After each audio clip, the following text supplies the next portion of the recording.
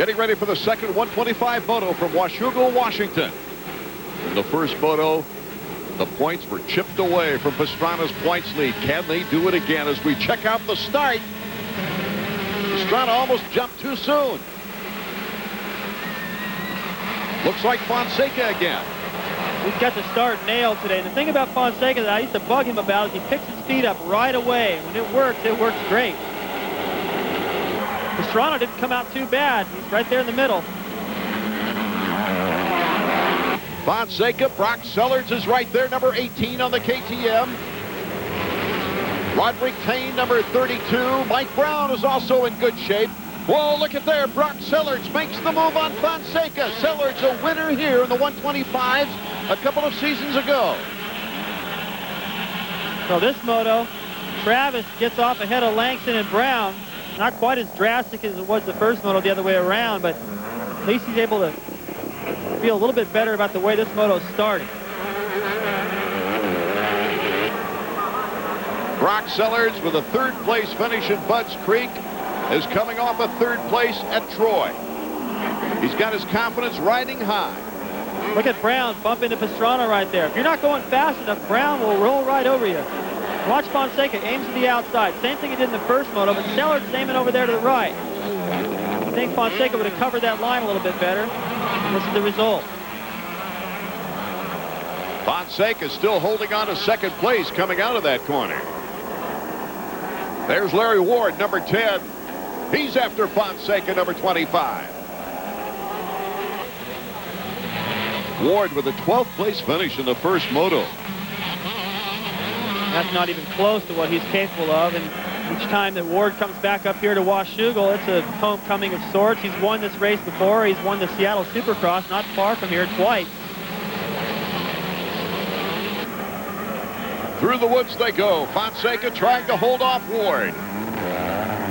Oh, look at the throttle that Ward put into that corner. Great speed on the corner as they go into the whoops. Sellards 18. Ward is in second place. Fonseca in third. Let's check in with Davey Combs. For Lee, a better start this time. Lee stayed up. Looks like game on. Yeah, he made it around the first couple of turns, and that definitely makes a difference. So right now he's battling, and you know we got a long ways to go. So, but right now it looks good. Yeah. How do you feel with Brown right behind you? They've been aggressive. Yeah, they've shown more than aggression. So Travis is ready, and he'll do what he needs to do. So I'm not worried about it. Roderick Tane, number 32, Team Suzuki, is right on his tail. He needs to just be a blocker right now. Keep Brown back there for as long as possible. Let Travis get comfortable. Well, Brown's already made the move on Tane. Well, it was a good idea on paper. Here's our leader, Brock Sellards. Looked like Brown may have gotten around Travis in that corner. Travis got a little sideways. Ward now starting to pick up the action as Damon Huffman is in the mechanics area. Looked like a change of goggles. So the problem isn't just with Tim Ferry. Ward now starting to show a wheel, starting to bang a little bit on Sellards. Well, I'll tell you what, it's a toss-up between these two. They both won here. They're both on quick bikes, running out front. Ward's probably the more experienced rider. Definitely got the crowd on his side. He won at the beginning of the decade. Sellards won at the end of the decade, the last decade. Ward really looking aggressive, though. That should be an interesting matchup. Sellards trying to hold off Larry Ward. Travis Pastrana trying to hold off Mike Brown. We'll be back.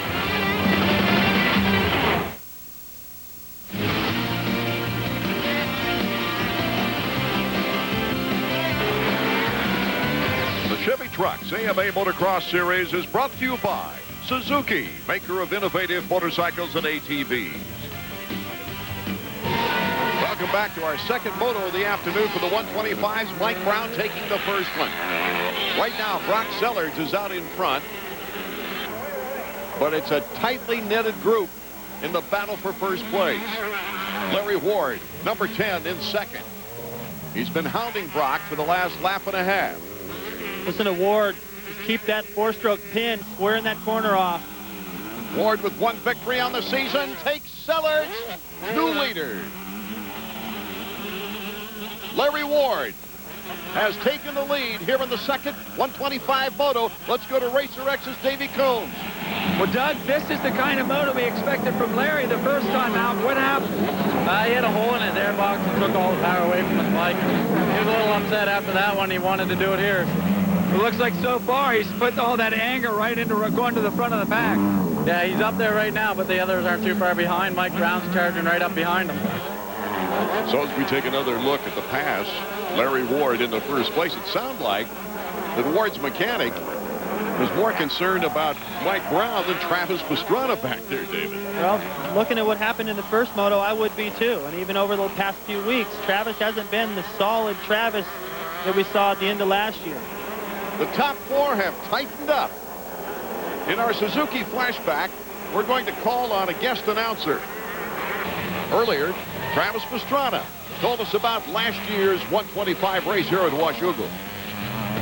Washougal was really the turning point of the season. I really didn't think I had a chance, but that was the point where instead of going out every weekend and going a half to win, I said, you know what?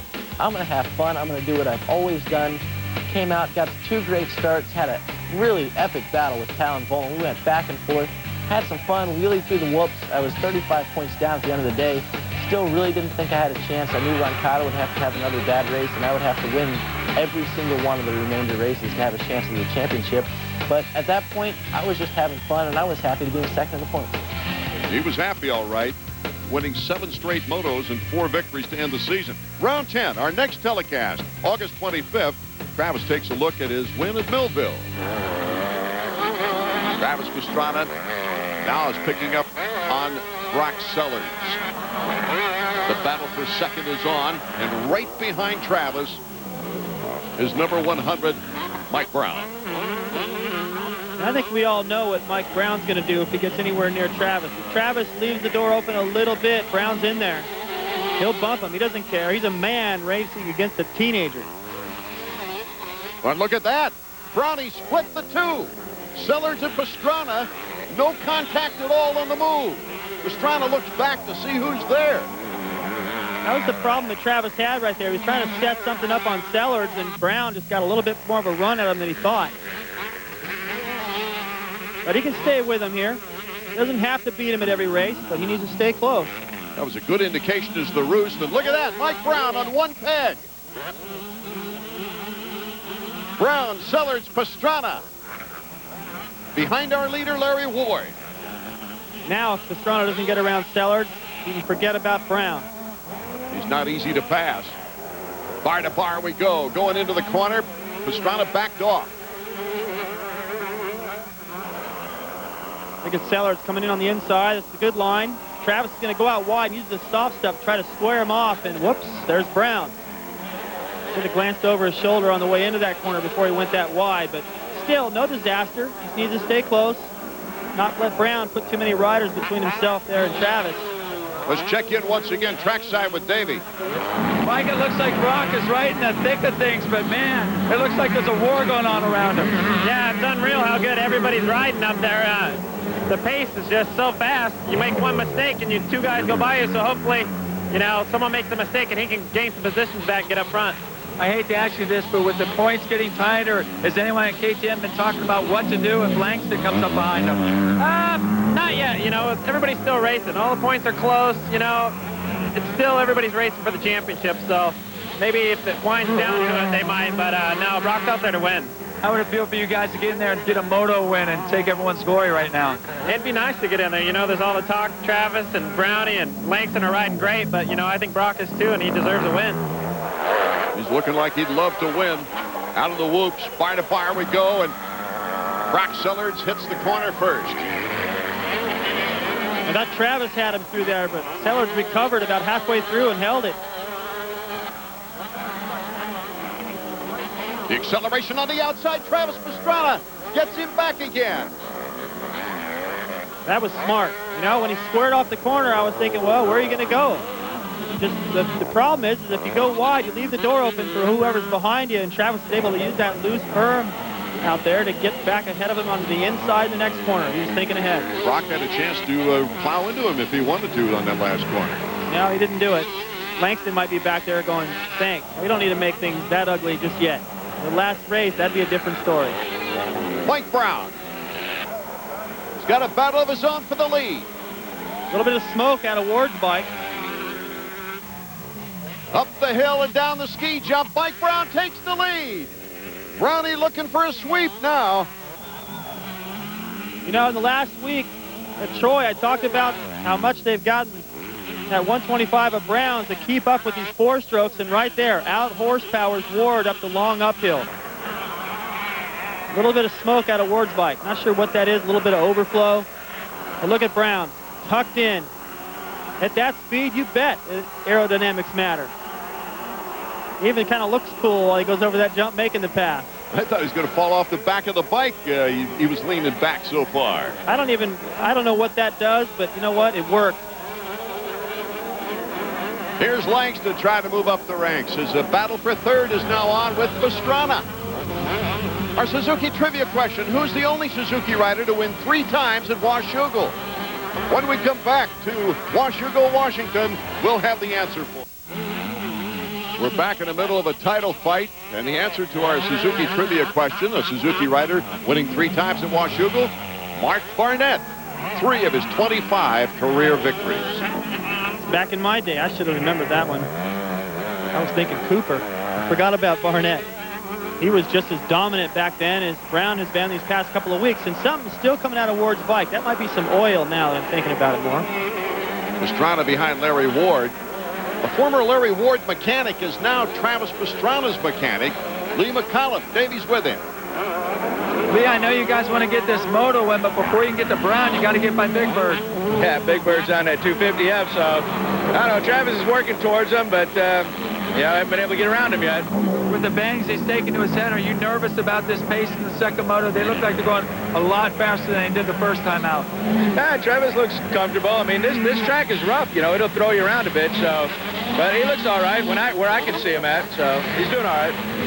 Mike Brown out in front, the battle for second place with Ward and Pastrana. For the week's highlights in motorcycle racing, check out Moto World, Tuesday, 6:30 Eastern. These guys are riding as hard as they can go from what I can see, and Brown is just leaving them. That's unbelievable. This track, when you're at your max pace, the difference in lap times is tenths of a second, and Brown's just walking away. And they're pulling away from Langston. It's that same whoop section that Travis Pastrana last year wheelied through to take the checkered flag. It's been a tougher day today. Losing several points to Langston and Brown in the first moto. He is in front of Langston now, but he's in back of Mike Brown. This is the time of year we usually see Travis Pastrana giving us a championship clinching run. Not the case this year. He's going to have to reach back because he's got some great challengers. The problem with reaching back is that 2 weeks ago or 2 races ago, a concussion. And the heat at Troy had him a little bit disoriented after the motos. So I wouldn't say he's 100% right now, and yet he's got to ride at 100% or above if he can muster it. He's got to get around Ward. He needs 2 more points closer to Brown, which I don't think he's going to catch. He needs those extra 2 points to set Langston back a little bit more. Now, some of his biggest crashes have been in practice, too, not in front of the fans. But that Unadilla crash, man, it looked like he had just taken a Holyfield right hand to the noggin. He got a little fortunate there that hay bale didn't stop him more. Ward put that out there, and Travis was able to have the reflexes enough to just steer clear of it. Oh, he goes down. Travis Pastrana hitting the deck. There goes Langston. You can see that little tilt to the head right there. Travis going, come on. So you can feel it slipping away right now. Watch the front end. Just loses it. You drop over that hill right there, and you lose all the traction to the wheel. Plus, it's slippery. He recovers quick. A pretty good lead he had on Langston is no more. So the guys that are reeling him in are taking away even more points now. Oh, no! Travis had his neck jerked and then popped the back of his head. He is absolutely still. That's his father coming in under the ropes. I find it just very odd that that happens to be right where his dad was standing. I don't know how much he hit, how hard he hit the first time. The back end gets away from him and then snaps back. It looks kind of like Unadilla right there, and then this one, boom, right to the back of the head. That's scary stuff considering his condition coming here. Now see, he's getting ready to hit the slick spot right here. His teammate Wyndham in the 250 class. He's over here in the loam. Even Langston is steering clear of it over there in that loam. Watch Travis, the faster line, but when it goes wrong, that's how it looks. No points for Pastrana. That's the least of his worries right now. Mike Brown in first, Langston in third. Travis's points lead is not only endangered, it won't exist after this race. But right now, the concern is for him physically. We'll be right back. We're back at Washougal, Washington. Travis Pastrana is now up next to his bike. He's putting his goggles on. David, I cannot believe that. There's his mother, Debbie, coming in, talking things over with Robert, the father. You know, it's my belief that if an NFL star or NBA or baseball player was in a similar position here, David, that they would never allow this type of thing to continue. Hitting your head that hard, they would take strict precautions, especially considering the condition coming into the race. Final lap for Larry Ward in second place. Right in front of him is Mike Brown on the Pro Circuit Kawasaki. He would tie Langston for the most wins on the season 3 if he can hold on to this advantage for Ward. Let's go down and check in with Davey Combs. Davey. Steve, what a huge change. Travis Pastrana down and apparently out again. Are you going to let Mike Brown know? No, I mean, like I said before, David, we need to keep looking forward. We're not worried about other riders. We just want to concentrate on winning races. I just heard on the radio that Travis went down. I feel sorry for the bad kid. He's had such a bad weekend. You know, he's had a bad last couple of weekends, and I really do feel for him. As I said, you guys did pick a perfect time to get hot. This will be Mike's 4th straight moto win. You have gone from 52 points back in the last 2 weeks to the lead. Yeah, I mean, I say to the rest of the guys in the workshop, if we're going to pull this off, we need a miracle. And I mean, it looks like we've got one at the moment. 6 years ago, Mike Brown won his first motocross on this track. And he's not too far away now from taking the checkered flag. Even if Larry Ward gets around him, he's still going to get this overall. But he's thinking points. Every point he can get, because he's still in a battle with Langston, regardless of what happens to Travis. And I mean, Debbie Pastrana walked over there, and Robert kind of shooed her away like, we got this under control. I think this is just out of control. As we watch Mike Brown finishing it off, let's go back to Davey. Down here in the mechanics area, check out who came down to cheer Mike Brown on. This is part-time practice partner Ricky Carmichael. They ride together a lot on Ricky's track. He saw that Brown was in a fight and decided to come out and give one of his fellow Southerners the go-ahead. Carmichael down here to cheer his boy on. It's first time for Mitch Payton's Pro Circuit team to sweep both motos in back-to-back races since Carmichael days. You saw the graphic. This is his 3rd sweep of this year, but all of Brown's wins over the last 2 seasons have been sweeps. 5 GPs last year and 3 this year. Budds Creek, Troy, and we're not too far from Washougal. Larry Ward's still staying pretty close, but Brown right now is just in the preservation mode, just making sure that lead doesn't get too small. He can cruise through the swoop section without any real danger from Ward, but from behind. I think Ward's happy to finish second after where the first moto went. I don't know. Has anyone from Tennessee ever won an AMA motocross national title? He might be the first from the volunteer state. The checkers from Mike Brown. And with his situation combined with Langston and Pastrana, Mike Brown will be our new points leader. Mike Brown, Larry Ward, Grant Langston, 1, 2, and 3 in our second moto. Sellards holding on to 4th with Tane in 5th. Davey Coombs is with our winner, Mike Brown. Mike, you definitely picked the right time to get hot. 2 weeks ago, you were 44 points behind. You're the new points leader today. Yeah, I don't want to put no pressure on myself, but I'm happy for that. And the team, you know, all I want to do is go out and keep winning like this, and the championship will come to me instead of me trying to challenge it. You came through the pack really fast there at the beginning of the moto. Tell us about some of those passes. Yeah, you know, I was inside everywhere. You know, I was going inside, outside, just wherever I can get by him as quick as I could, you know, because I didn't want to let Langston pull him through with me, so I wanted to put some distance in between us, and, you know, that's what I did, and, you know, I'm happy the way I rode it. For the half the moto, Travis Pastrana was keeping pace with you, and then he crashed again. I don't know if you're aware of it or not. Pastrana with the DNF.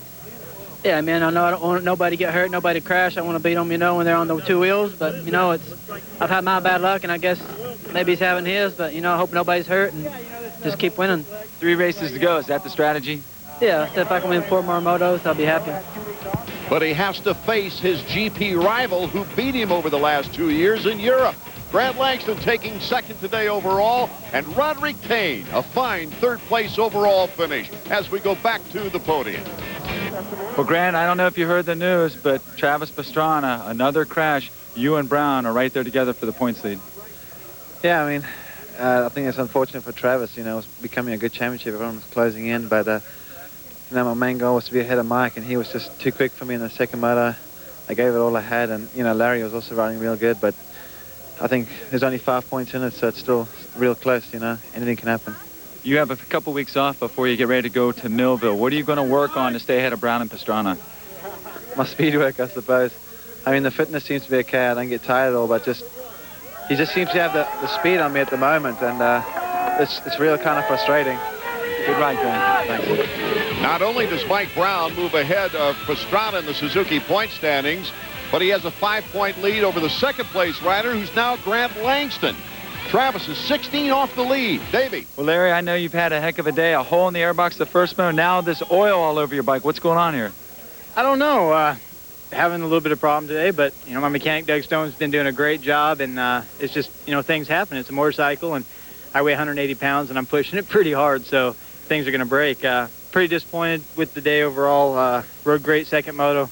Had oil in my face and in my goggles and on my bike, but it's just one of those things. I rode through it, and we'll go, and things got to turn around. I'm back, started with the second again, so maybe I can start over a new streak. So Mike Brown, a rider who was 59 points down only 3 races ago, has taken over the points lead. Travis Pastrana has nothing more to prove on a 125. It's time for the Pastrana camp to take a step back and seriously reevaluate what's important for this young man's future.